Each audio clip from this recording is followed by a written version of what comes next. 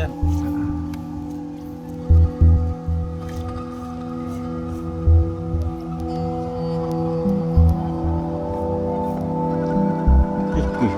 Oke, lambang-lambangnya.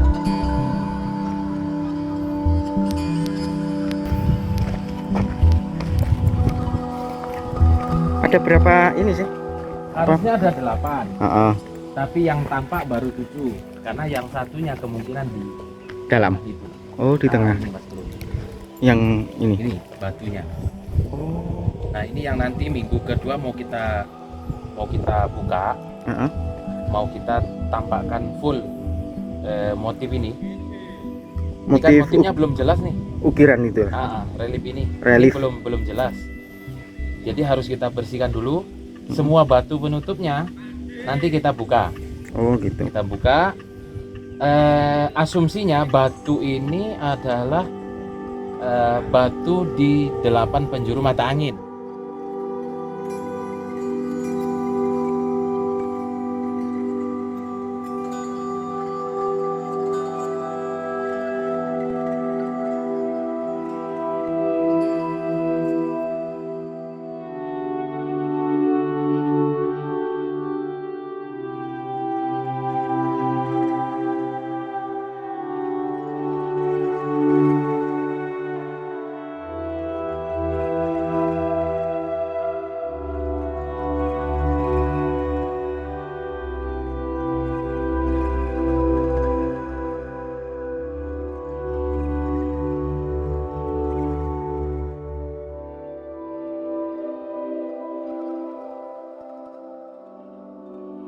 Sebenarnya temuan Astadipalaka atau batu di 8 penjuru itu baru kita temukan di minggu ke-6 pada ekskavasi tahun lalu. Jadi sekitar Oktober. Dan itu salah satu temuan yang boleh kita katakan spektakuler. Karena batu Astadipalaka itu mencirikan ataupun membuat interpretasi yang kuat. Salah satunya adalah dengan temuan batu Astadipalaka di 7 posisi yang sudah kita tampakkan, artinya 1 masih belum.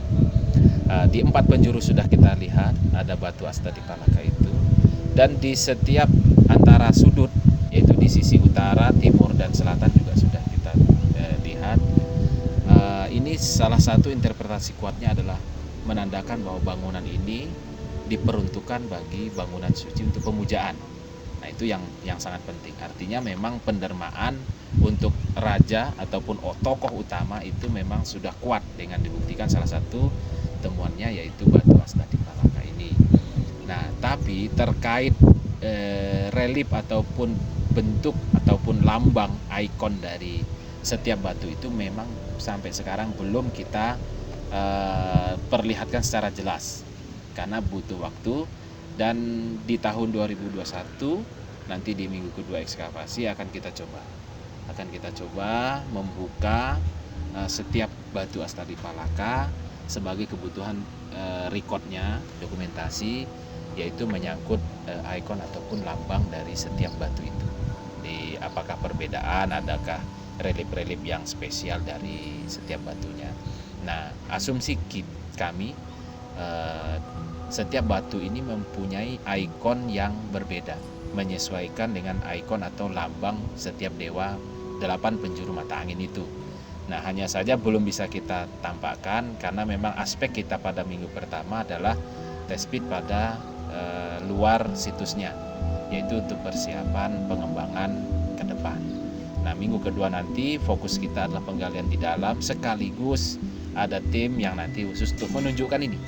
Nah, itu nanti memperkuat interpretasi kita terkait ikon ataupun lambang dewa setiap 8 penjuru itu dan dewa apa saja yang bisa kita menggambarkan itu. Nah, salah satunya itu. Terus yang kedua, menandakan bahwa dengan keberadaan batu Astadipalaka di sudut ini, bahwa struktur sudutnya atau pola kotaknya sudah terlihat, yaitu kurang lebih 14 kali 14 untuk struktur utama, dengan struktur tangga ataupun pintu yang berada di sisi barat atau orientasinya menghadap ke barat. Nah, mungkin itu sih yang spektakuler terhadap temuan secara struktur di situs Blekahuripan. seharusnya 8, tapi yang baru tampak ini adalah 7. Karena yang satu yaitu di antara sudut yang di sisi barat kita memang belum tampakkan karena memang sangat banyak susunan bata di sana di atasnya, dan di bawah bata masih banyak sekali susunan batu andesitnya. Jadi mungkin kita lihat keperluan kalau memang dirasa nanti tidak dibutuhkan sampai membongkar struktur, hanya untuk melihat batu yang ke-8, mungkin kita cukup interpretasi yang 7 itu, artinya yang 8 ini pasti juga ada dengan lambang yang tersisa satu dari 8 dewa itu. Pak, melihat kondisi batuan itu apa juga pernah ditemukan di bangunan suci lainnya? Sebenarnya banyak candi-candi terutama di Jawa Tengah ya yang sudah ditemukan batu astadik palaka. Sebenarnya sudah banyak. Jadi ini sangat umum sebenarnya ditemukan di candi yang peruntukannya memang untuk pemujaan. Kalau ini melihat sekilas reliefnya sudah bisa terbaca atau Kalau kita belum bisa melihat karena satu sisi yang tengah ini memang masih tertutup batuan di atasnya, tapi kita yakin pasti lambang atau ikon dari dewa mata angin itu, dewa penjaga 8 mata angin. Hanya saja bentuknya nanti akan kita konfirmasi dulu dengan sketch yang sudah menjadi pantun atau yang sudah menjadi pakemnya. Nah, apakah memang dia sesuai dengan pakem yang 8 itu lambangnya, atau memang ada perbedaan sedikit karena ada Mataram kuno di Jawa Tengah, terus di Majapahit apakah ada perkembangan-perkembangan, kita belum tahu persis. Nanti baru kita cek dulu secara fisik di lapangan, terus baru kita sesuaikan dengan lambang atau perwujudan yang sudah dikenal sebelumnya.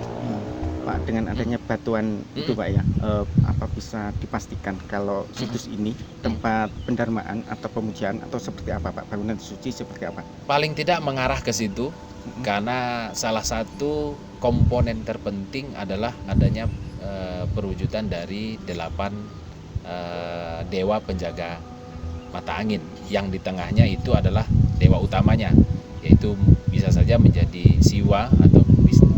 Nah, Yoni berada di tengah itu juga salah satu membuat asumsi tersendiri bahwa setelah ada 8 mata angin itu mengacu pada pelindungan terhadap dewa yang utama yaitu Siwa, yang diwujudkan dengan saktinya yaitu adanya Yoni, yang di atasnya umumnya ada lingga atau arca.